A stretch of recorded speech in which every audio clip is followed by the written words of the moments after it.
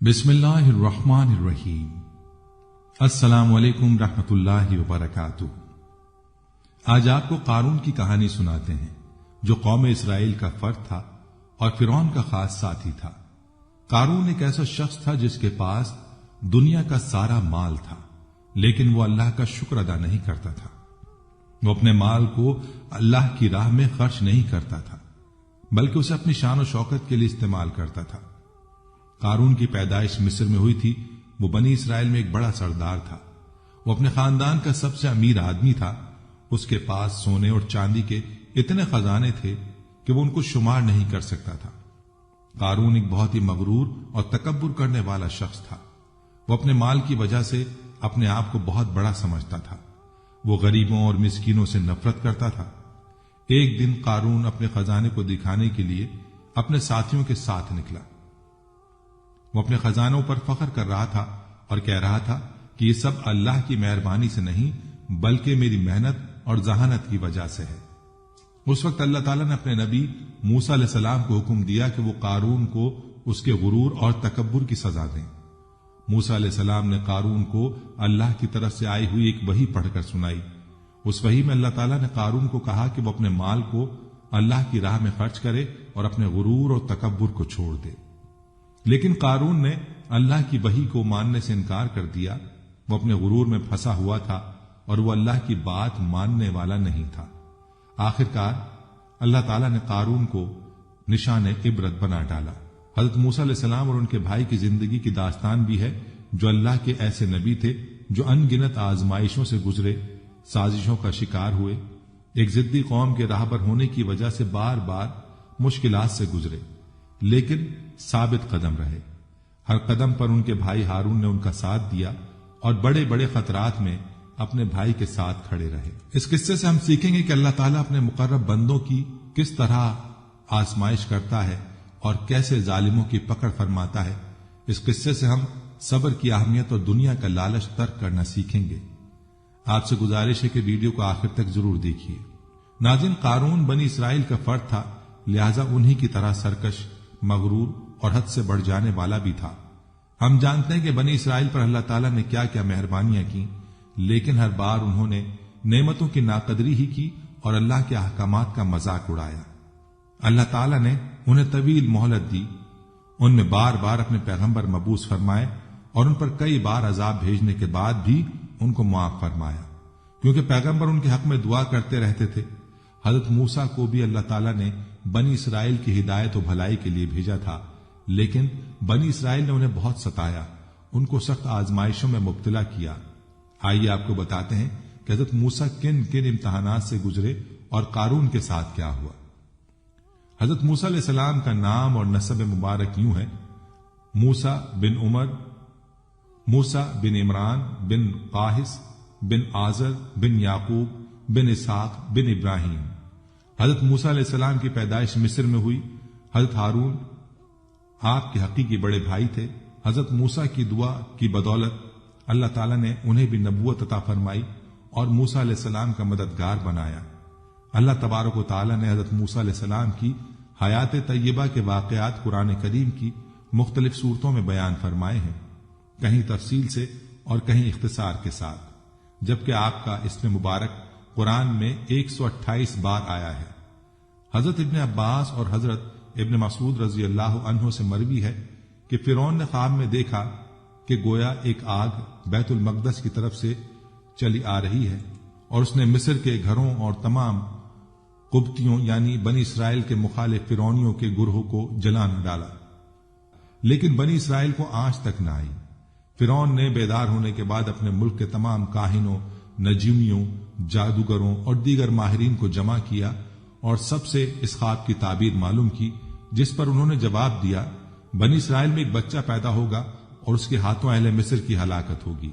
इब्ने कसीर रहमतुल्लाह अलैह।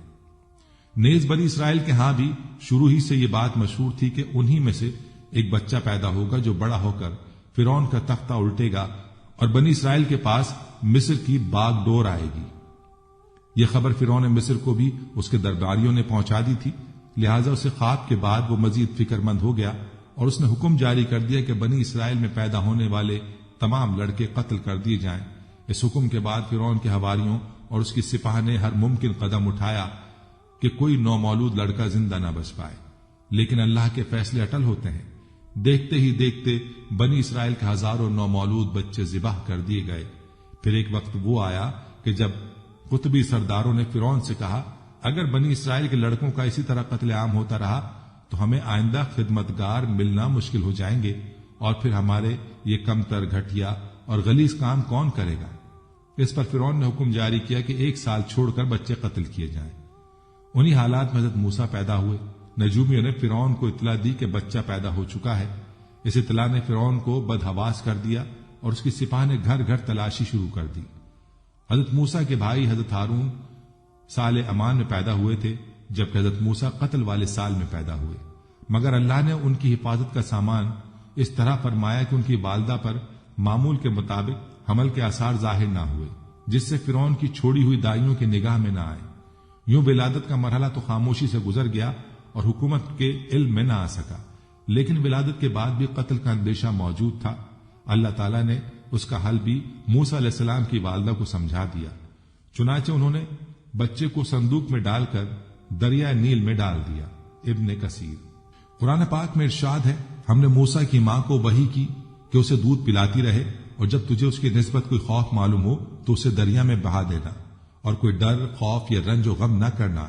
हम यकीनन उसे तेरी तरफ लौटाने वाले हैं और उसे अपने पैगंबरों में से बनाने वाले हैं। अल्लामा कर्तबी रहमतुल्लाह अलैह फरमाते हैं कि हजरत मूसा अलैहिस्सलाम की वालदा ने 3 दिन आप अलैहिस्सलाम को दूध पिलाया और चौथे दिन लकड़ी के संदूक में रखकर दरिया में डाल दिया, जबकि बाज दीगर मुफस्सिरीन ने दूध पिलाने की मुद्दत 3 माह बयान की है। संदूक दरिया में बहता हुआ फिरौन के महल में पहुंच गया, जो लबे दरिया था। फिरौन के नौकरों ने संदूक उठाया और फिरौन की बीवी आसिया की खिदमत में पेश कर दिया। आसिया बे औलाद थी, तो उन्होंने जब संदूक में एक हसीन और जमील चांद जैसे बच्चे को लेटा देखा तो फरेख्ता हो गई।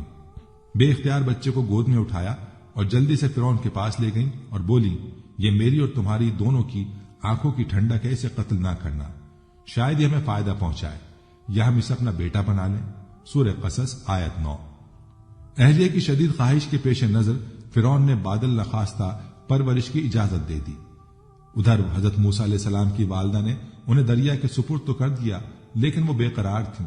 चुनाचे उन्होंने हजरत मूसा की बहन मरियम बिनते इमरान को भाई की खबरगिरी के लिए भेजा। मरियम दूर से संदूक को देखते हुए दरिया के किनारे किनारे चलती हुई फिरौन के महल तक पहुंच गई, जहां फिरौन की बीवी दीगर औरतों के साथ बड़ी देर से मासूम बच्चे को दूध पिलाने की कोशिशों में मसरूफ थी, लेकिन कोई आया उन्हें दूध पिलाने और चुप करवाने में कामयाब नहीं हो रही थी। कुरान पाक में इरशाद है, और हमने पहले ही से उस पर दाइयों के दूध हराम कर दिए थे। सूरह कसस आयत 13। जूं जूं वक्त गुजरता जा रहा था, भूखे बच्चे की बेताबी देखकर आसिया की बेचैनी बढ़ती जा रही थी। हजरत मूसा अलैहिस्सलाम की बहन मरियम दरवाजे पर खड़ी ये सब मंजर देख रही थी। बिलाखिर बोल पड़ी, क्या मैं तुम्हें ऐसा घर ना बता दूं जो तुम्हारे इस बच्चे को पाले और उसकी खैर खाई से परवरिश करे। फिरौन की बीवी की ख्वाहिश पर मरियम जल्दी से जाकर अपनी वालदा को महल में ले आई और हजरत मूसा अलैहिस्सलाम ने फौरी तौर पर अपनी वालदा की छाती से लगकर दूध पी लिया। यूं अल्लाह ताला ने आप अलैहिस्सलाम की वालदा से किया हुआ वादा पूरा कर दिखाया। इरशाद बारी ताला है, तो हमने उनको उनकी मां के पास पहुंचा दिया ताकि उसकी आंखें ठंडी हों और वो गम न खाएं और जान लें कि अल्लाह का वादा सच्चा है, लेकिन अक्सर लोग नहीं जानते। आसिया ने हजरत मूसा अलैहिस्सलाम की वालदा से इस्तेदा की कि वो महल में ही रहने लगी और उस बच्चे की परवरिश करें, लेकिन उम्मे मूसा ने इनकार कर दिया कि मेरे शौहर और बच्चे परेशान होंगे। इस पर आसिया बच्चा उन्हें देने पर मजबूर हो गई। फिर उसने बच्चे के लिए वजीफा भी मुकर्रर कर दिया। यूं अल्लाह की शान देखी कि जिस बच्चे के खौफ से फिरौन ने हजारों बच्चे जिबाह करवा दिए, वो बच्चा फिरौन ही की जेर निगरानी और सरकारी तहफ्फुज में परवान चढ़ने लगा। हजरत मूसा अलैहिस्सलाम रजात की उम्र तक अपनी वालदा के पास ही परवरिश पाते रहे। फिर जब आपका दूध छुड़वा दिया गया तो वालदा ने आपको दोबारा फिरौन की बीवी के हवाले कर दिया। एक रोज का जिक्र है कि आसिया और फिरौन अपने महल में बैठे थे। आसिया ने हजरत मूसा को उठाकर फिरौन की गोद में बिठा दिया। हजरत मूसा ने फिरौन की गोद में बैठते ही उसकी दाढ़ी पकड़ ली और फिर उसके मुंह पर तमाचा रसीद कर दिया। बाज रिवायात में है कि उनके हाथ में एक छड़ी थी जिससे वो खेल रहे थे। وہ فرعون کے سر پر دے ماری۔ فرعون غصے میں آگ بگولا ہو گیا۔ وہ کاہنوں کی بچہ پیدا ہونے کی پیشگوئی پر پہلے ہی بڑا فکر مند تھا۔ کہنے لگا مجھے لگتا ہے کہ یہی وہ بچہ ہے، اور اس نے بچے کو قتل کا حکم دے دیا۔ آسیہ یہ دیکھ کر سخت پریشان ہو گئی اور بولی یہ معصوم بچہ ہے، اسے کسی چیز کی عقل نہیں ہے، اس نے ایسا نادانی میں کیا ہے۔ بادشاہ سخت غصے میں تھا اور اسے بچے سے خوف آنے لگا تھا۔ بولا میں اسے قتل کر کے رہوں گا۔ آسیہ نے کہا اچھا آپ ذرا توقف کریں، اس کا امتحان لے لیتے ہیں، ابھی معلوم ہو جائے گا کہ اس نے حرکت نادانی میں کی ہے جان بوجھ کر۔ یہ کہہ کر انہوں نے 2 تشت منگوائے، ایک میں دہکتے انگارے اور دوسرے میں سرخ یاقوت۔ پھر فرعون سے بولی دیکھیں اگر اس بچے میں عقل ہوئی تو یاقوت اٹھائے گا، ورنہ انگاروں کی طرف ہاتھ بڑھائے گا۔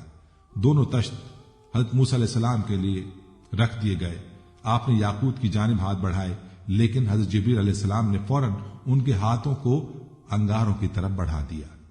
آپ علیہ السلام نے ایک انگار اٹھا کر منہ میں رکھ لیا جس سے زبان جل گئی۔ آپ رونے لگے۔ فرعون نے جب یہ دیکھا تو خاموش ہو گیا اور اپنا فیصلہ تبدیل کر دیا۔ زبان کے جل جانے کی وجہ سے ہی حضرت موسیٰ کی زبان میں لکنت پیدا ہو گئی تھی۔ قرآن پاک میں ارشاد ہے اور جب موسیٰ جوانی کو پہنچے اور بھرپور جوان ہو گئے تو ہم نے ان کو حکمت اور علم عنایت کیا، اور ہم نیکوکاروں کو ایسا ہی بدلہ دیا کرتے ہیں۔ حضرت موسیٰ علیہ السلام شاہی محل میں آسیہ کی زیر نگرانی پرورش پاتے ہوئے جوان ہو گئے۔ آپ نہایت خوبصورت، طاقتور، سمجھدار اور دانا انسان تھے، اور مصر میں فرعون کے لے پالک بیٹے کے طور پر مشہور تھے۔ اسی وجہ سے ان کا روب و دبدبہ بھی بہت تھا۔ حضرت موسیٰ علیہ السلام کو اس بات کا علم تھا کہ وہ فرعونی قطبی نہیں بلکہ اسرائیلی ہیں، لہذا جب فرعون، اس کے حواریوں اور سپاہ کی جانب سے اسرائیلیوں پر ظلم ڈھائے جاتے تو آپ علیہ السلام کو بے حد دکھ ہوتا۔ اکثر ظلم کے خلاف آواز بھی بلند کرتے اور بے قصور اسرائیلیوں کی مدد بھی کرتے۔ ایک دن حضرت موسیٰ علیہ السلام محل سے نکل کر شہر کا گشت کر رہے تھے۔ آپ علیہ السلام نے دیکھا ایک قطبی کسی اسرائیلی کو بری طرح زد و کوب کر رہا تھا۔ یہ منظر دیکھ کر آپ رک گئے۔ اسرائیلی نے جب آپ کو دیکھا تو مدد کے لیے پکار اٹھا۔ حضرت موسیٰ دونوں کے قریب گئے اور قطبی کو روکنے کی کوشش کی، لیکن وہ ظلم سے باز نہ آیا۔ آپ علیہ السلام کافی دیر تک اسرائیلی کو چھڑوانے کی کوشش کرتے رہے، لیکن کسی طور پر اسے چھوڑنے کے لیے تیار نہ تھا۔ آخرکار آپ سے ضبط نہ ہو سکا اور ایک مکہ رسید کر دیا جس سے وہ مر گیا۔ حالانکہ آپ علیہ السلام کی نیت اسے مارنے کی نہ تھی۔ قطبی کے قتل کی خبر فرعون سمیت پورے مصر میں پھیل چکی تھی، لیکن کسی کو قاتل کا پتہ نہ تھا اور سپاہ قاتل کی تلاش میں سرگرداں تھیں۔ دوسرے دن حضرت موسیٰ پھر گشت پر نکلے۔ خیال تھا کہ قطبی کے قتل کے رد عمل کا اندازہ ہو سکے۔ ابھی کچھ ہی دور گئے تھے کہ دیکھا وہی اسرائیلی کسی دوسرے قطبی سے جھگڑا کر رہا ہے۔ اس نے جب حضرت موسیٰ علیہ السلام کو دیکھا تو پھر مدد کے لیے پکارا۔ آپ علیہ السلام نے فرمایا بے شک تو ہی صریحاً گمراہ شخص ہے، اور پھر قطبی کو چھڑوانے کے لیے آگے بڑھے۔ اسرائیلی نے سمجھا کہ یہ مجھ پر غصہ کر رہے ہیں اور آج مجھے مار ڈالیں گے، تو وہ فوراً چلا اٹھا، اے موسیٰ، جس طرح تم نے کل ایک قطبی کو مارا تھا آج مجھے قتل کرنا چاہتے ہو۔ قطبی نے جب یہ سنا تو فوراً فرعون کو خبر بھجوا دی، اور فرعون نے حضرت موسیٰ علیہ السلام کی گرفتاری کا حکم دے دیا۔ فرعون کے حواریوں کو حضرت موسیٰ کے ہاتھوں قطبی کے قتل کا علم ہوا تو انہوں نے آپ کے قتل کا فیصلہ کر لیا، تاہم وہاں موجود آپ کے ایک ہمدرد نے آ کر آپ کو اس کی اطلاع کر دی۔ قرآن پاک میں ارشاد ہے کہ ایک اور شخص شہر کی پرلی طرف سے دوڑتا ہوا آیا اور بولا، موسیٰ، شہر کے رئیس تمہارے قتل کا مشورہ کر رہے ہیں، پس تم جلدی سے یہاں سے نکل جاؤ، میں تمہارا خیر خواہ ہوں۔ حضرت موسیٰ علیہ السلام وہاں سے نکل کھڑے ہوئے، کہنے لگے، اے پروردگار، مجھے ظالموں کے گروہ سے بچا لے۔ کہتے ہیں کہ حضرت موسیٰ علیہ السلام کو کوئی علم نہ تھا کہ کہاں جانا ہے، کیونکہ مصر چھوڑنے کا یہ حادثہ بالکل اچانک پیش آیا تھا۔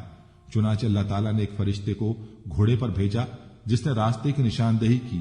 ابن کثیر۔ آپ کئی روز کی مسافت طے کر کے ارض مدین پہنچے۔ وہاں آپ نے ایک لمبا عرصہ گزارا، اور جب وہاں سے نکلے تو آپ کے ہمراہ آپ کی بیوی اور بچہ بھی تھے۔ وہاں سے آپ کوہ طور پر پہنچے، جہاں آپ کو اللہ تعالیٰ نے اپنے نور کی تجلی دکھائی اور نبوت سے سرفراز کرتے ہوئے مصر جا کر تبلیغ کرنے کا حکم دیا۔ ناظرین، روایت میں ہے کہ اللہ تعالیٰ نے حضرت ہارون علیہ السلام کو نبوت کے منصب پر فائز فرما کر حضرت موسیٰ کے مصر آنے کی خبر دے دی تھی۔ چنانچہ حضرت ہارون علیہ السلام نے آپ علیہ السلام کا استقبال کیا اور گھر لے گئے۔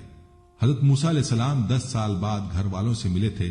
حکم الہی کی تکمیل کے لیے دوسرے ہی دن دونوں بھائی فرعون کے دربار میں پہنچ گئے۔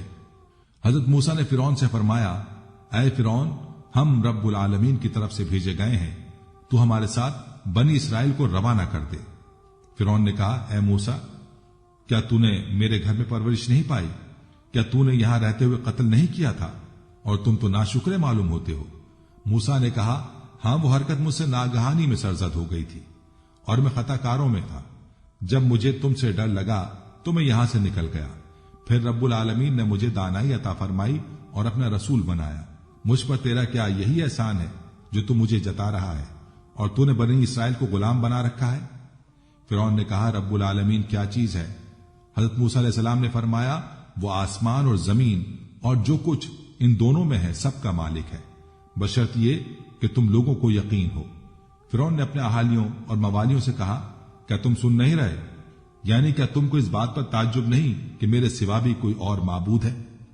حضرت موسیٰ علیہ السلام نے فرمایا، وہ تمہارے اور تمہارے اگلے باپ داداؤں کا پروردگار ہے۔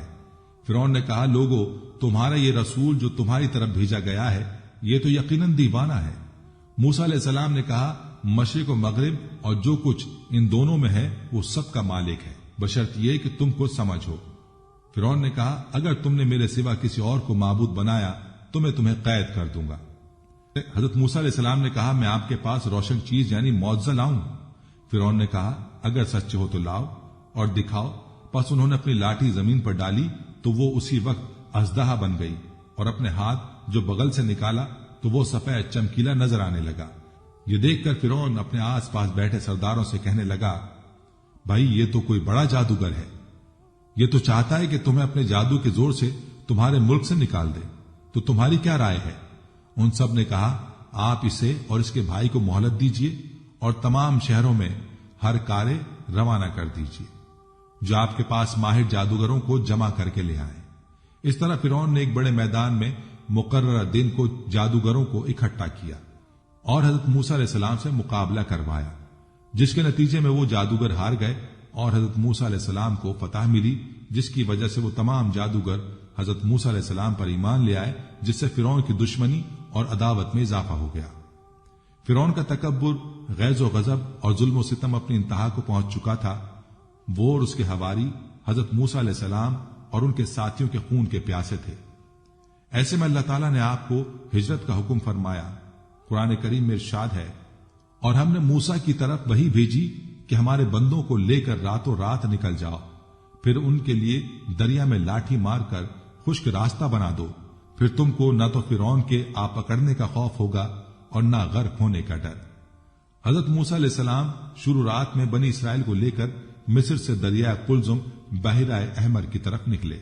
علامہ طبری رحمۃ اللہ علیہ بیان کرتے ہیں کہ حضرت موسیٰ علیہ السلام کے ساتھ 6,30,000 سوار اور 20,000 پیادے تھے۔ اس کے علاوہ عورتیں، لڑکیاں اور بچے بھی تھے۔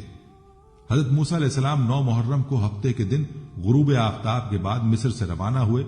فرعون کو آپ کے نکلنے کی خبر صبح کو ہوئی۔ آپ نے فوری طور پر 7 لاکھ سے زائد سواروں کے ساتھ ان کا پیچھا کیا۔ جب بنی اسرائیل نے اپنے پیچھے فرعون کے فوجی سیلاب کو اور آگے بکھری ہوئی موجوں کو دیکھا تو گھبرا گئے۔ قرآن کریم میں ہے، تو موسیٰ کے ساتھیوں نے کہا، ہم تو یقیناً پکڑ لیے گئے۔ موسیٰ علیہ السلام نے کہا، ہرگز نہیں، یقین مانو میرا رب میرے ساتھ ہے جو ضرور مجھے راہ دکھائے گا۔ ہم نے موسیٰ کی طرف وہی بھیجی کہ دریا پر اپنی لاٹھی مارو۔ انہوں نے دریا پر لاٹھی ماری تو اس میں 12 خشک راستے نکل آئے اور بنی اسرائیل کے 12 قبیلے ان میں سے گزر گئے۔ لشکر فرعون یہ حیرت ناک منظر دیکھ کر سہم گیا۔ فرعون بھی قدرت کے اس کرشمے کو دیکھ کر مروب ہو چکا تھا، لیکن پھر اپنے اوپر فرعونیت سوار کرتے ہوئے گویا ہوا، تم لوگ فکر نہ کرو، یہ سب کرشمہ میری ہیبت کا ہے، جس سے دریا کی روانی رک کر راستے بن گئے ہیں تاکہ میں اپنے بھگوڑوں کو پکڑ کر سزا دے سکوں۔ یہ کہہ کر وہ آگے بڑھا اور اپنا گھوڑا دریا میں ڈال دیا اور لشکر کو پیچھے آنے کا حکم دیا۔ جب فرعون اور اس کا لشکر دریائے راستوں کے اندر سما گیا تو اللہ تعالیٰ نے دریا کو روانی کا حکم دے دیا اور دریا کے سب حصے آپس میں مل گئے۔ فرعون جب ڈوبنے لگا تو پکار اٹھا، میں اللہ وحدہ لا شریک پر ایمان لاتا ہوں۔ قرآن کریم میں ہے، پھر جب انہوں نے ہمارا عذاب دیکھ لیا تو کہنے لگے کہ ہم اللہ واحد پر ایمان لائے اور جن جن کو ہم اس کا شریک بنا رہے تھے ہم نے ان سب سے انکار کیا۔ جب فرعون غرق ہو گیا تو اس کی موت کا بہت سے لوگوں کو یقین نہیں آتا تھا، تو اللہ تعالیٰ کے حکم سے پانی نے اس کی لاش کو باہر خشکی پر پھینک دیا، جس کا سب نے مشاہدہ کیا۔ قرآن کریم میں ارشاد باری تعالیٰ ہے، اور آج ہم تیری لاش کو پانی سے نکال لیں گے تاکہ تو ان کے لیے نشان عبرت ہو جو تیرے بعد ہیں، اور بہت سے لوگ ہماری نشانیوں سے بے خبر ہیں۔ آج بھی فرعون کی حنوط شدہ لاش عبرت کا نشان بنی مصر کے عجائب خانے میں محفوظ ہے۔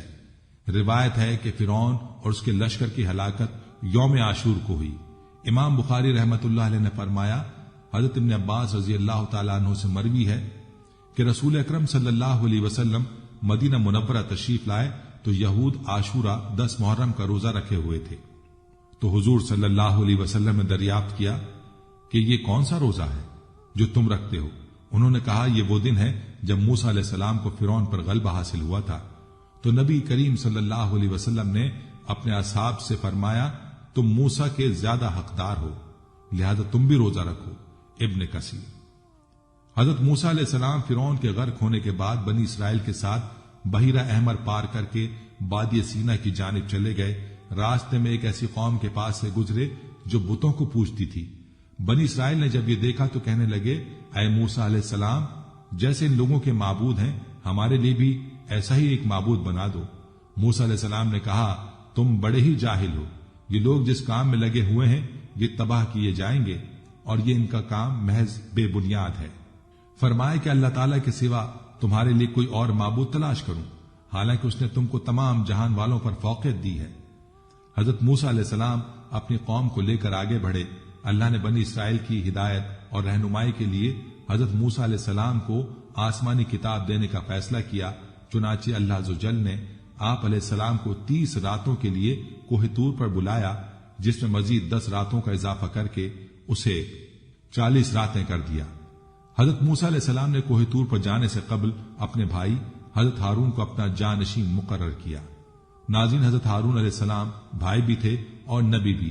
حضرت موسیٰ علیہ السلام وقت مقررہ پر کوہ طور پہنچے اور پروردگار سے ہم کلام ہوئے تو کہنے لگے، اے میرے پروردگار، مجھے اپنا جلوہ دکھا دیجئے، میں آپ کو ایک نظر دیکھ لوں۔ ارشاد ہوا، تم مجھ کو ہرگز نہیں دیکھ سکتے، لیکن تم اس پہاڑ کی طرف دیکھتے رہو، وہ اگر اپنی جگہ پر برقرار رہا تو تم بھی مجھے دیکھ سکو گے۔ اور جب ان کے رب نے پہاڑ پر تجلی فرمائی تو تجلی نے اس کے پرخچے اڑا دیے اور موسیٰ علیہ السلام بے ہوش ہو کر گر پڑے۔ پھر جب ہوش میں آئے تو عرض کیا، بے شک آپ کی ذات پاک ہے، میں آپ کے حضور میں توبہ کرتا ہوں اور میں سب سے پہلے آپ پر ایمان لانے والا ہوں۔ ارشاد ہوا کہ اے موسیٰ، میں نے تم کو اپنے پیغام اور اپنے کلام سے لوگوں میں ممتاز کیا ہے، تو جو میں نے تم کو عطا کیا ہے اسے پکڑ رکھو اور میرا شکر بجا لاؤ۔ اور ہم نے تورات کی تختیوں میں ان کے لیے ہر قسم کی نصیحت اور ہر چیز کی تفصیل لکھ دی۔ یہ حضرت موسیٰ علیہ السلام کا اللہ عز و جل سے ہم کلامی کا دوسرا واقعہ تھا۔ حضرت موسیٰ علیہ السلام جب 40 راتوں کے لیے کوہ طور پر گئے تو پیچھے سامری نامی ایک قطبی نے، جو حضرت موسیٰ علیہ السلام کا پڑوسی تھا اور بظاہر آپ علیہ السلام پر ایمان لا کر ساتھ ہو گیا تھا، بنی اسرائیل سے سونے کے زیورات اکٹھے کر کے ایک بچڑا تیار کیا، جس میں اس نے حضرت جبرائیل علیہ السلام کے گھوڑے کے سموں کے نیچے کی مٹی بھی شامل کر دی۔ یہ مٹی اس نے چپکے سے اس وقت لے لی جب حضرت جبرائیل علیہ السلام ان لوگوں کو دریا پار کروا رہے تھے۔ یہ بچڑا جب تیار ہو گیا تو یہ کچھ بیل کی آواز نکالتا تھا، یعنی جب اس میں ہوا داخل ہو جاتی تو اس میں سے گائے یا بیل کی آواز نکلتی۔ ابن کثیر۔ اس آواز سے سامری نے بنی اسرائیل کو گمراہ کیا اور بولا، یہی تمہارا اصل معبود ہے۔ قرآن پاک میں ہے، پھر اس نے ان کے لیے ایک بچڑا بنا دیا، یعنی بچڑے کا بت، جس کی گائے کی سی آواز بھی تھی۔ پھر کہنے لگا، یہی تمہارا معبود ہے اور موسیٰ علیہ السلام کا بھی، لیکن موسیٰ علیہ السلام بھول گیا ہے۔ سورہ طٰہٰ آیت 88۔ حضرت موسیٰ علیہ السلام جب تورات لے کر واپس آئے تو دیکھا کہ بنی اسرائیل سامری کے بچڑے کی پرستش کر رہے ہیں۔ آپ علیہ السلام کو سخت ناگوار گزرا، غضبناک ہو کر اپنے بھائی حضرت ہارون کے سر کے بال اور داڑھی پکڑ کر سست کہا۔ حضرت ہارون نے عرض کیا، اے میرے بھائی، میری داڑھی اور سر کے بال مت کھینچو، دراصل قوم نے مجھے کمزور خیال کیا اور میرے قتل کے در پہ ہو گئی۔ پھر حضرت موسیٰ علیہ السلام سامری کی طرف متوجہ ہوئے اور فرمایا، تو نے یہ حرکت کیوں کی؟ اس نے کہا، میں نے فرشتے کے نقش پا سے مٹی ایک مٹھی میں بھر لی تھی، پھر اس کو بچڑے کے قلب میں ڈال دیا اور مجھے یہ کام بھلا لگا۔ حضرت موسیٰ علیہ السلام نے کہا، اچھا جا، دنیا کی زندگی میں تیری یہی سزا ہے کہ تو کہتا پھرے گا کہ مجھے نہ چھونا، اور تیرے لیے ایک اور وعدہ ہے، یعنی عذاب کا، جو تجھ سے ٹل نہ سکے گا۔ اور پھر ایسا ہی ہوا، سامری عمر بھر یہی کہتا رہا، مجھے نہ چھونا، کیونکہ اسے چھوتے ہی چھونے والا اور سامری دونوں شدید بخار میں مبتلا ہو جاتے۔ پھر وہ انسانوں کی بستی سے نکل کر جنگل میں چلا گیا، جہاں جانوروں کے ساتھ زندگی گزاری اور عبرت کا نمونہ بن گیا۔ حضرت موسیٰ علیہ السلام نے اس بچڑے کو جا کر دریا میں پھینک دیا۔ حضرت موسیٰ علیہ السلام نے جب تورات سے درس و تدریس شروع کی تو بنی اسرائیل ایک مرتبہ پھر ہیلے بہانے کرنے لگے اور بولے، اے موسیٰ، ہم یہ کیسے یقین کر لیں کہ یہ اللہ کا کلام ہے؟ ہو سکتا ہے کہ تم نے خود ہی بنا لیا ہو۔ اس صورتحال پر حضرت موسیٰ نے ایک بار پھر اللہ سے رجوع کیا۔ اللہ نے فرمایا، اے موسیٰ، اس قوم کے منتخب افراد کو لے کر کوہ طور پر آ جاؤ، تاکہ ہم ان کو اپنا کلام سنائیں اور انہیں یقین آ جائے۔ جب حضرت موسیٰ علیہ السلام نے ان میں سے 70 سرکردہ افراد چنے، انہیں کوہ طور پر لے گئے، اور جب اپنے کانوں سے اللہ کا کلام سن لیا تو بولے، جب تک ہم اللہ کو خود سے نہ دیکھ لیں کیسے یقین کر لیں؟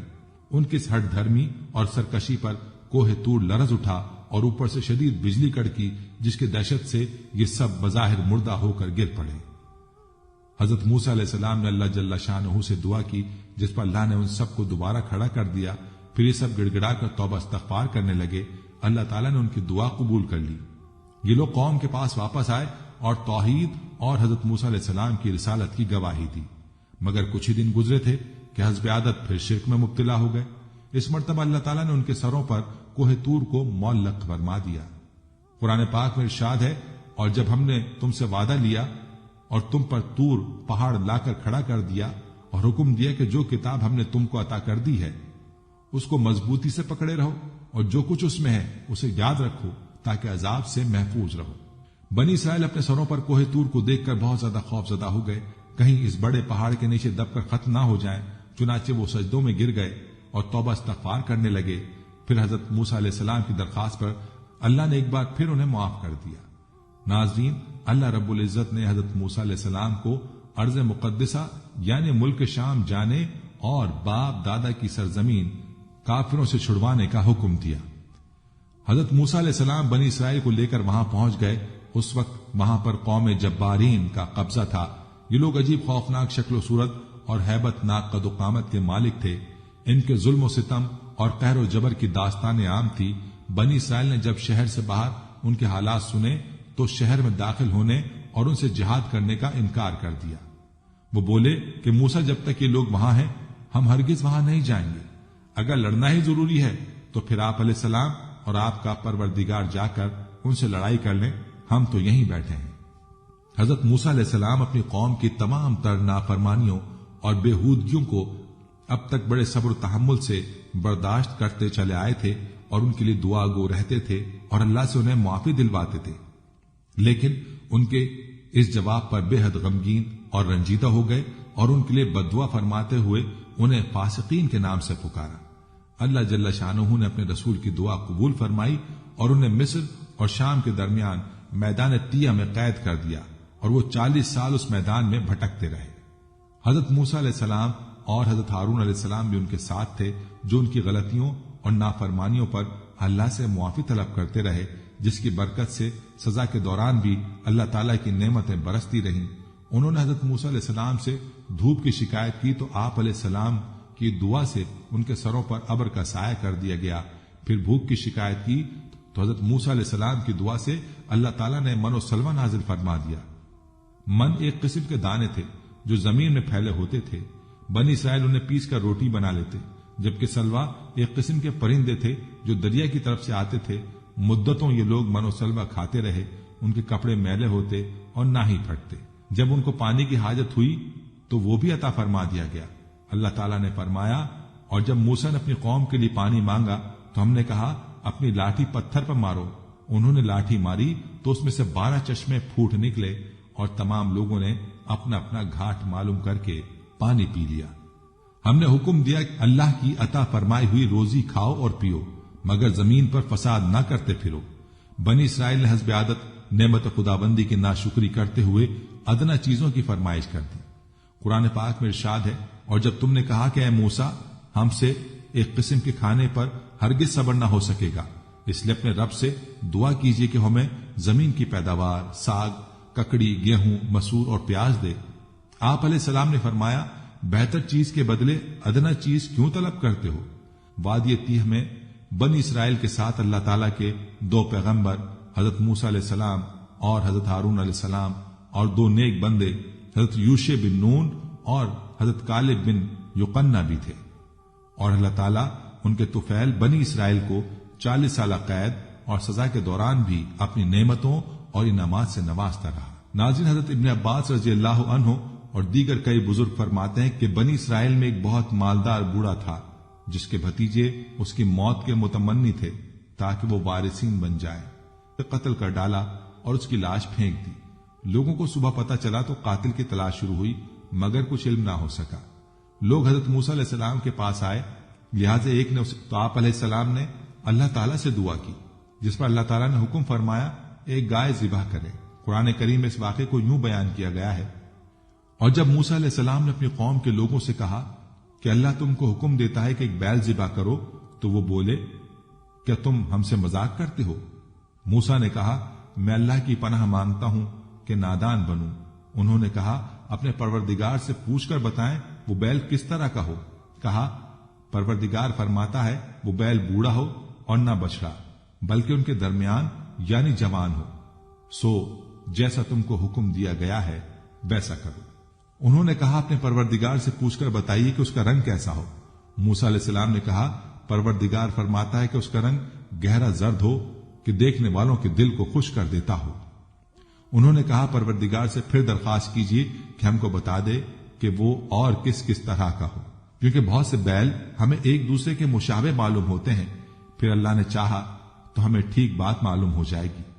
موسیٰ علیہ السلام نے کہا، اللہ تعالیٰ فرماتا ہے کہ بیل کام میں لگا ہوا نہ ہو، زمین جوتتا ہو اور نہ ہی کھیتی کو پانی دیتا ہو، اس میں کسی طرح کے داغ نہ ہو۔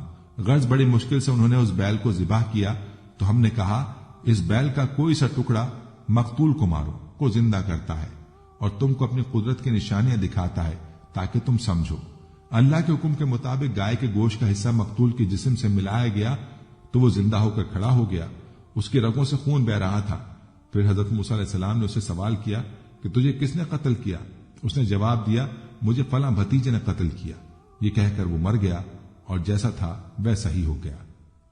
اللہ تبارک و تعالی نے حضرت موسیٰ اور حضرت خضر علیہ السلام کا قصہ قرآن کریم کی 18ویں سورہ کہف کی آیت 60 سے 82 تک میں تفصیل سے بیان فرمایا ہے۔ اس واقعے کی تفصیل صحیح بخاری و مسلم میں باروایت حضرت ابی بن کعب رضی اللہ عنہ اس طرح آئی ہے کہ رسول اللہ صلی اللہ علیہ وسلم نے فرمایا، ایک مرتبہ حضرت موسیٰ اپنی قوم بنی اسرائیل میں خطبہ دینے کے لیے کھڑے ہوئے تو لوگوں نے آپ علیہ السلام سے سوال کیا کہ تمام انسانوں میں سب سے زیادہ علم والا کون ہے؟ حضرت موسیٰ علیہ السلام کے علم میں اپنے سے زیادہ علم والا کوئی تھا ہی نہیں، اس لیے فرمایا کہ میں سب سے زیادہ علم والا ہوں۔ اللہ تعالیٰ انبیاء کرام کو خاص تربیت دیتے ہیں، اس لیے یہ بات پسند نہ آئی۔ ادب کا تقاضا یہ تھا کہ اسے اللہ کے علم کے حوالے کرتے، یعنی کہہ دیتے کہ اللہ تعالیٰ ہی جانتے ہیں کہ ساری مخلوق میں علم عالم کون ہے۔ حضرت موسیٰ علیہ السلام کے اس جواب پر وحی آئی کہ ہمارا ایک بندہ مجمع البحرین پر ہے، وہ آپ سے زیادہ عالم ہے۔ موسیٰ علیہ السلام کو جب یہ معلوم ہوا تو اللہ تعالیٰ سے درخواست کی کہ جب وہ مجھ سے زیادہ عالم ہے تو مجھے ان سے استفادے کے لیے سفر کرنا چاہیے، اس لیے عرض کیا، یا اللہ مجھے ان کا پتہ اور نشان بتایا جائے۔ اللہ تعالیٰ نے فرمایا کہ ایک مچھلی اپنے زنبیل میں رکھ لو اور مجمع البحر کی طرف سفر کرو، جس جگہ پہنچ کر وہ مچھلی گم ہو جائے بس وہی جگہ ہمارے اس بندے کے ملنے کی ہے۔ موسیٰ علیہ السلام نے حکم کے مطابق ایک مچھلی زنبیل میں رکھی اور چل دیے، ان کے ساتھ ان کے خادم یوشع بن نون بھی تھے۔ دوران سفر ایک پتھر کے پاس پہنچ کر اس پر سر رکھ کر لیٹ گئے۔ اچانک مچھلی حرکت میں آئی اور زنبیل سے نکل کر دریا میں چلی گئی۔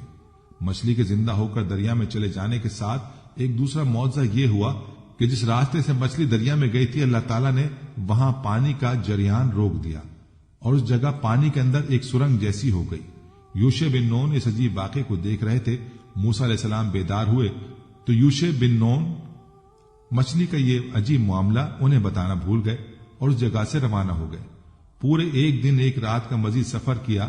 جب دوسرے روز کی صبح ہوئی تو موسیٰ علیہ السلام نے اپنے رفیق سے کہا، ہمارا ناشتہ لاؤ۔ اس پر یوشع بن نون کو مچھلی کا واقعہ یاد آیا اور اپنے بھول جانے کا عذر کیا کہ شیطان نے مجھے بھلا دیا تھا، اور پھر بتایا کہ وہ مچھلی تو زندہ ہو کر دریا میں ایک عجیب طریقے سے چلی گئی۔ اس پر موسیٰ علیہ السلام نے فرمایا، وہی ہماری منزل مقصود تھی جہاں مچھلی زندہ ہو کر گم ہوئی۔ چنانچہ اسی وقت واپس روانہ ہوئے اور ٹھیک اس راستے سے لوٹے جس پر پہلے چلے تھے، تاکہ وہ جگہ مل جائے۔ جب اس پتھر کے پاس پہنچے تو دیکھا اس پتھر پر ایک شخص سر سے پاؤں تک چادر تانے لیٹا ہے۔ حضرت موسیٰ علیہ السلام نے سلام کیا تو حضرت خضر علیہ السلام نے کہا، اس غیر آباد جنگل میں سلام کہاں سے آ گیا؟ اس پر موسیٰ علیہ السلام نے کہا کہ میں موسیٰ ہوں۔ تو حضرت خضر علیہ السلام نے سوال کیا، موسیٰ بن اسرائیل؟ آپ علیہ السلام نے جواب دیا، ہاں موسیٰ بن اسرائیل، اس لیے آیا ہوں کہ مجھے وہ خاص علم سکھا دیں جو اللہ نے آپ کو دیا ہے۔ خضر علیہ السلام نے کہا کہ آپ میرے ساتھ صبر نہیں کر سکیں گے اے موسیٰ، میرے پاس ایک علم ہے جو اللہ نے مجھے دیا ہے، وہ آپ کے پاس نہیں ہے، اور ایک علم آپ علیہ السلام کو دیا ہے جو میں نہیں جانتا۔ موسیٰ علیہ السلام نے فرمایا، انشاءاللہ آپ مجھے صبر کرنے والا پائیں گے اور میں کسی کام میں آپ کی مخالفت نہیں کروں گا۔ حضرت خضر علیہ السلام نے فرمایا، اگر آپ میرے ساتھ چلنے کے لیے تیار ہیں تو کسی معاملے کے متعلق مجھ سے کچھ نہ پوچھنا جب تک میں خود اس کی حقیقت نہ بتاؤں۔ یہ کہہ کر دونوں دریا کے کنارے کنارے چلنے لگے۔ اتفاقاً ایک کشتی آئی تو کشتی والوں سے اس پر سوار ہونے کی بات کی، جنہوں نے انہیں بغیر کسی کرائے کے کشتی میں سوار کر لیا۔ حضرت خضر علیہ السلام نے سوار ہوتے ہی ایک کلہاڑی کے ذریعے کشتی کا ایک تختہ نکال ڈالا۔ حضرت موسیٰ علیہ السلام سے رہا نہ گیا، کہنے لگے، ان لوگوں نے بغیر کسی معاوضے کے ہمیں کشتی میں سوار کیا اور آپ نے اس کا یہ بدلہ دیا کہ ان کی کشتی ہی توڑ ڈالی، یہ سب غرق ہو جائیں گے، یہ تو آپ نے بہت برا کام کیا۔ خضر علیہ السلام نے کہا، میں نے آپ کو پہلے ہی کہا تھا کہ آپ صبر نہ کر سکیں گے۔ اس پر موسیٰ علیہ السلام نے عذر کیا کہ میں اپنا وعدہ بھول گیا تھا، اس بھول پر آپ سخت گیری نہ کریں۔ اسی اثنا میں ایک چڑیا آئی اور کشتی کے کنارے بیٹھ کر اور اس نے دریا میں چونچ بھر کر پانی لیا۔ خضر علیہ السلام نے موسیٰ علیہ السلام کو مخاطب کر کے کہا، میرا علم اور آپ کا علم دونوں مل کر اللہ کے علم کے مقابلے میں اتنی حیثیت بھی نہیں رکھتے جتنی اس چڑیا کی چونچ کے پانی کو اس سمندر کے ساتھ ہے۔ پھر کشتی سے اتر کر ساحل پر چلنے لگے۔ خضر علیہ السلام نے ایک لڑکے کو دیکھا جو دوسرے لڑکوں سے کھیل رہا تھا۔ اس پر انہوں نے اپنے ہاتھ سے اس لڑکے کا سر اس کے بدن سے الگ کر دیا اور لڑکا مر گیا۔ موسیٰ علیہ السلام نے کہا، آپ نے ایک معصوم جانور کو بغیر کسی جرم کے قتل کر دیا، یہ تو بہت ہی بڑا گناہ ہے۔ خضر علیہ السلام نے کہا، کیا میں نے پہلے نہیں کہا تھا کہ آپ میرے ساتھ صبر نہ کر سکیں گے؟ موسیٰ علیہ السلام نے دیکھا کہ یہ معاملہ پہلے سے زیادہ سخت ہے، اس لیے کہا، اگر اس کے بعد میں نے آپ سے کوئی بات پوچھی تو آپ مجھے اپنے ساتھ سے الگ کر دیجیے گا۔ اس کے بعد پھر چلنا شروع کر دیا، یہاں تک کہ گاؤں میں پہنچ گئے۔ انہوں نے گاؤں والوں سے درخواست کی کہ ہمیں اپنے یہاں مہمان رکھ لیجیے، مگر انہوں نے انکار کر دیا۔ اس بستی میں ان لوگوں نے ایک دیوار دیکھی کہ گرا چاہتی ہے۔ حضرت خضر علیہ السلام نے اسے اپنے ہاتھ سے سیدھا کھڑا کر دیا۔ موسیٰ علیہ السلام نے تعجب سے کہا، ہم نے ان لوگوں سے مہمانی چاہی تو انہوں نے انکار کر دیا، اور آپ نے اتنا بڑا کام کر دیا۔ اگر آپ چاہتے تو اس کام کی اجرت لے سکتے تھے۔ خضر علیہ السلام نے کہا، اب شرط پوری ہو چکی ہے، اس لیے ہماری اور آپ کی مفارقت کا وقت آ گیا ہے۔ اس کے بعد حضرت خضر علیہ السلام نے تینوں واقعات کی حقیقت بتا دی۔ دوستو، خضر علیہ السلام نے کشتی ناکارہ کرنے کے بارے میں فرمایا، وہ کشتی چند مسکینوں کی تھی جو دریا میں کام کاج کرتے تھے۔ میں نے اس میں کچھ توڑ پھوڑ کرنے کا ارادہ کر لیا، کیونکہ آگے ایک بادشاہ تھا جو ہر صحیح سال ان کشتی کو جبرن ضبط کر لیتا تھا۔ سورہ کہف آیت 79۔ اسی طرح اس کشتی میں نقص پیدا ہو گیا اور وہ ضبط ہونے سے محفوظ رہی۔ لڑکی کو قتل کرنے کی وجہ بیان کرتے ہوئے فرمایا، اس لڑکے کے والدین نیک اور ایمان والے تھے، ہمیں اندیشہ ہوا کہ وہ بڑا ہو کر بد کردار ہوگا، کہیں انہیں اپنی سرکشی اور کفر سے عاجز و پریشان نہ کر دے، اس لیے ہم نے چاہا کہ انہیں ان کا پروردگار اس کے بدلے اس سے بہتر پاکیزگی والا اور اس سے زیادہ محبت اور پیار والا بچہ عنایت فرمائے۔ سورہ کہف آیت 80-81۔ دیوار کا قصہ یہ ہے کہ شہر میں 2 یتیم بچے ہیں جن کا خزانہ उनकी इस दीवार के नीचे दफन है। उनका बाप बड़ा नेक शख्स था, तो तुम्हारे रब की चाहत थी कि ये दोनों यतीम अपनी जवानी की उम्र में आकर अपना ये खजाना निकाल लें। ये तुम्हारे परवरदिगार की मेहरबानी है और ये काम मैंने अपनी तरफ से नहीं किए। ये उन सब बातों की हकीकत है जिन पर तुम सब्र ना कर सके। कुरान करीम की 28वीं सूरत सूरह अल-कसस की आयत नंबर 76-83 में अल्लाह तबारक व तआला ने कारून का तज़किरा फरमाया है। कारून हजरत मूसा अलैहिस्सलाम के जमाने में बनी इसराइल का एक बहुत अमीर और कबीर लेकिन निहायत मुतकब्बिर, मगरूर, जालिम और हासिद शख्स था। कुरान करीम के मुताबिक उसके खजानों की कुंजियां कई ताकतवर लोग मिलकर बमुश्किल उठा पाते। हजरत अता रहमतुल्लाह अलैह से रिवायत है कि उसे हजरत यूसुफ अलैहिस्सलाम का एक मदफून खजाना मिल गया था। याहया बिन सलाम और सईद बिन मुसैब रहमतुल्लाह अलैह ने फरमाया कि कारून सरमायादार था और फिरौन की तरफ से बनी इसराइल की निगरानी पर मामूर था। उस ओहदे पर रहकर उसने बनी इसराइल को बहुत सताया। कुर्तबी हजरत इब्न अब्बास रजी अल्लाह अन्हु की रिवायत है कि ये हजरत मूसा अलैहिस्सलाम का चचाजाद था। बाज रिवायात में है कि कारून तौरात का हाफिज और आलिम था और उन 70 असहाब में से था जिनको हजरत मूसा अलैहिस्सलाम ने मीकात के लिए मुंतखब फरमाया था, मगर उसे अपने इल्म पर नाज और गुरूर पैदा हो गया था और उसे अपना जाती कमाल समझ बैठा था। रूहुल मानी में मोहम्मद बिन इसहाक रहमतुल्लाह अलैह की रिवायत से नकल किया गया है कि कारून तौरात का हाफिज था और दूसरे बनी इसराइल से ज्यादा उसे तौरात याद थी, मगर सामरी की तरह मुनाफिक साबित हुआ। उसकी मुनाफिकत का सबब दुनिया की जाहो इज्जत की बेजा हिर्स थी। पूरे बनी इसराइल की सियादत हजरत मूसा अलैहिस्सलाम को हासिल थी और उनके भाई हजरत हारून अलैहिस्सलाम उनके वजीर और शरीक नबूवत थे। उनको यह हसद हुआ, मैं भी तो इनकी बिरादरी का भाई और करीबी रिश्तेदार हूं, मेरा इस सियादत और क़यादत में कोई हिस्सा क्यों नहीं। चुनांचे हजरत मूसा अलैहिस्सलाम से उसकी शिकायत की।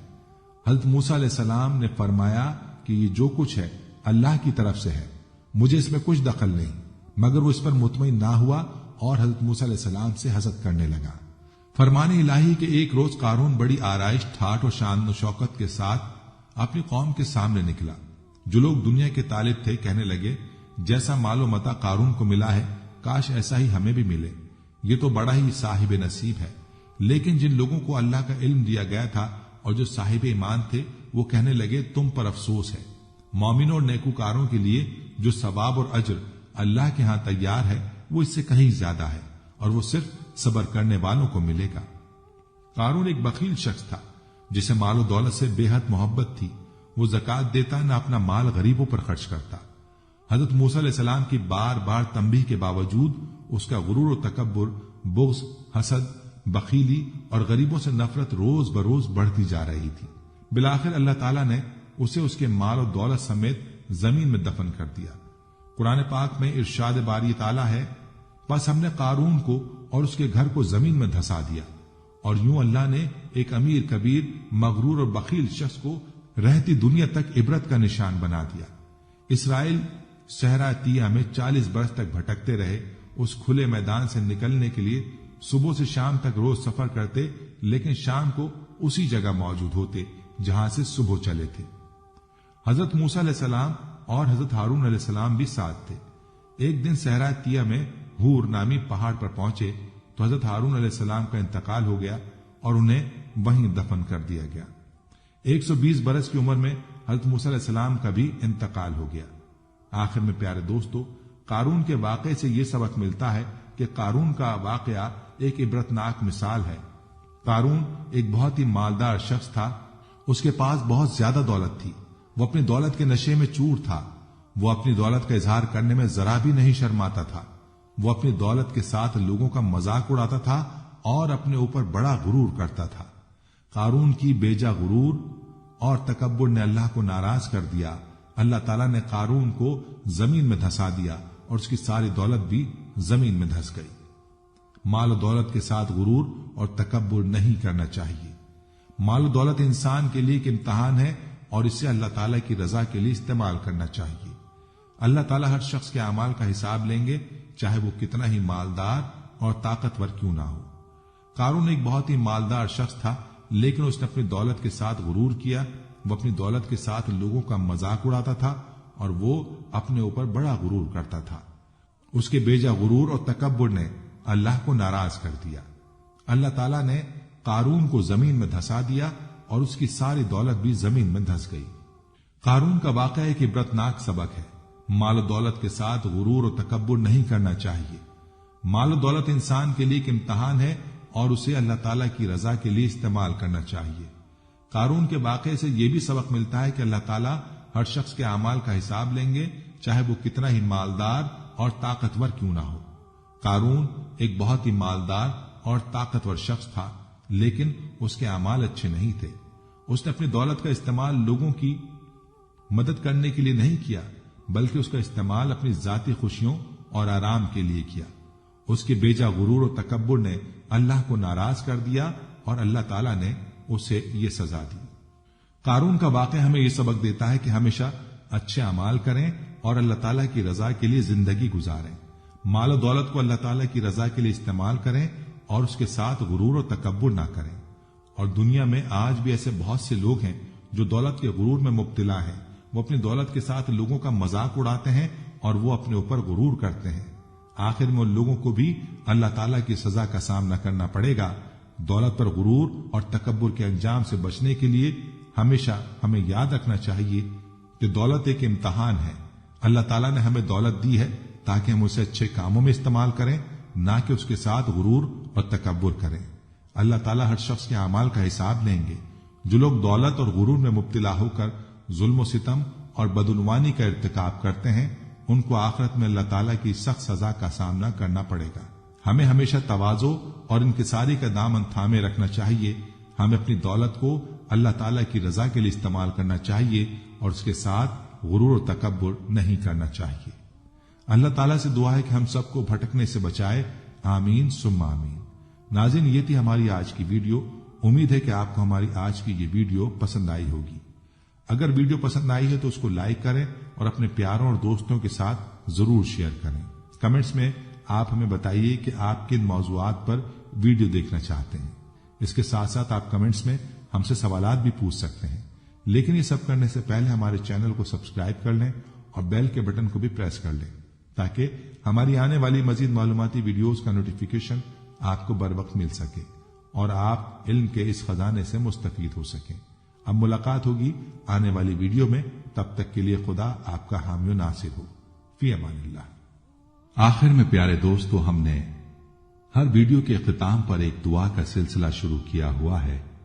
जो भी इस दुआ में शामिल होगा, मेरा यह दावा है कि अल्लाह करीम उसकी तकदीर को बदल देगा। पहले मेरे तमाम साथी, माएं, बहनें सब मिलकर मेरे साथ दुरूद शरीफ पढ़ लें और कसरत के साथ कमेंट्स में आमीन लिखें। अल्लाह इस आमीन को लिखने की बरकत से आपकी और मेरी तकदीर बदल देगा। दुरूद इब्राहिमी पढ़ लें।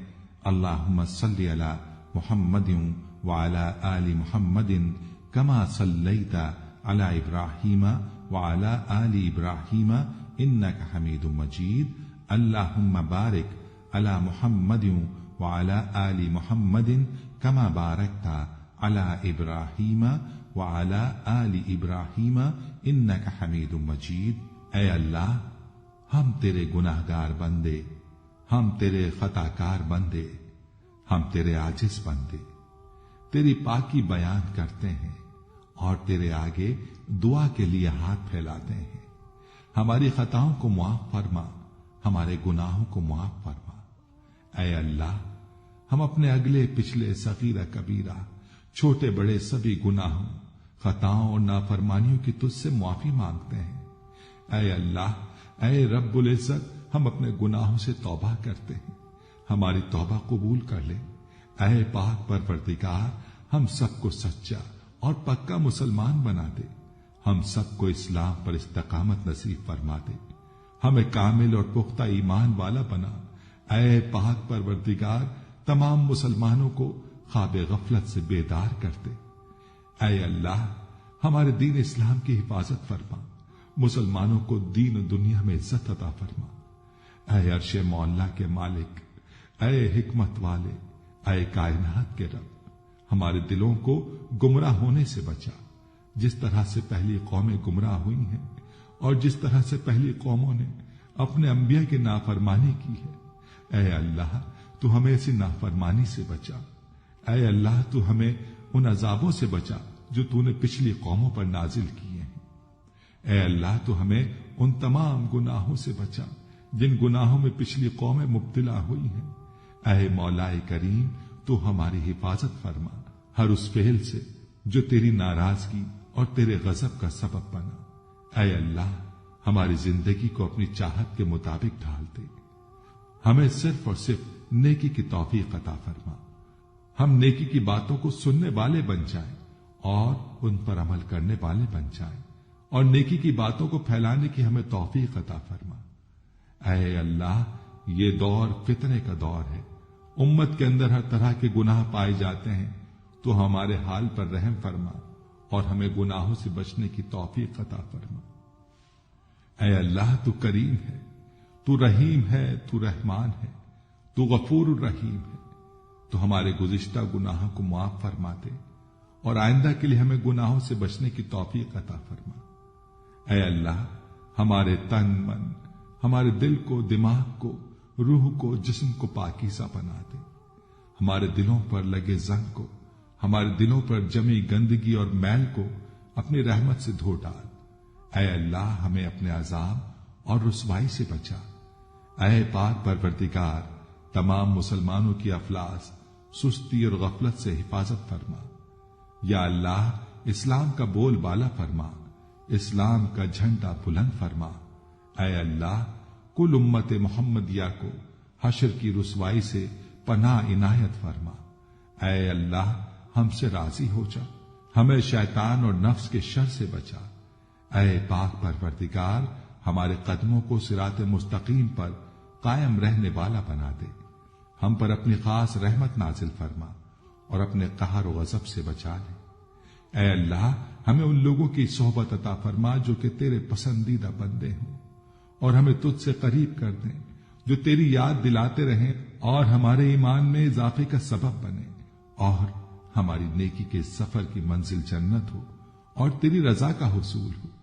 ऐ अल्लाह हमें वो ताकत ना दे जिससे हम दूसरों को कमजोर कर दें, हमें वो दौलत ना दे जिसकी खातिर हम दूसरों को गरीब समझें, हमें वो इल्म ना दे जिसे हम अपने सीने में छुपा कर रखें, हमें वो बुलंदी ना दे कि हमें पस्ती में कुछ नजर ना आए, हमें वो सब कुछ दे जो हम दूसरों में बांट सकें और सबके बराबर हो जाएं। ऐ पाक परवरदिगार कोई काम आसान नहीं मगर तू जिसे आसान कर दे और जब तू चाहता है मुश्किल को आसान कर देता है। या अल्लाह जितने भी मुसलमान बहन भाई मुश्किल में हैं उनकी मुश्किलात को आसान फरमा दे। या अल्लाह हमें कभी भी किसी भी हालात में मुश्किलों और परेशानियों में, खुशियों में, राहतों में कभी भी अकेला मत छोड़ना। ऐ पाक परवरदिगार हमारी कोशिश यही है कि हम नेकी की बात को फैलाएं ताकि तमाम इंसान इन गुनाहों से खुद को बचा सके जिन गुनाहों की वजह से गुज़िश्ता कौमों पर अजाब नाजिल हुए। ऐ मौलाए करीम नेकी की इन बातों को फैलाने में तू हमारी मदद और नुसरत फरमा और हमें नेकी की बातों को फैलाने की तौफीक अता फरमा। ऐ अल्लाह नेकी की बातों को फैलाने की हमारी इस कोशिश को कबूल फरमा और हमारी इस काविश को हमारी निजात का जरिया बना। या अल्लाह हमारी इन तमाम हाजात को, हमारी इन तमाम दुआओं को जो हमारे लबों से अदा हुई या जो हमारे दिलों में है, अपने हुजूर शर्फ कबूलियत अता फरमा। हमें अपने दर से खाली हाथ ना लौटाना, हमारी झोली को भर देना। ऐ तमाम जहानों के मालिक दुनिया से रुखसत होते वक्त हमारी जुबान पर कलमा तय्यबा जारी फरमाना और कयामत के दिन हमें अपने अर्श के साए में जगह अता फरमाना। आमीन आमीन आमीन या रब्बुल आलमीन।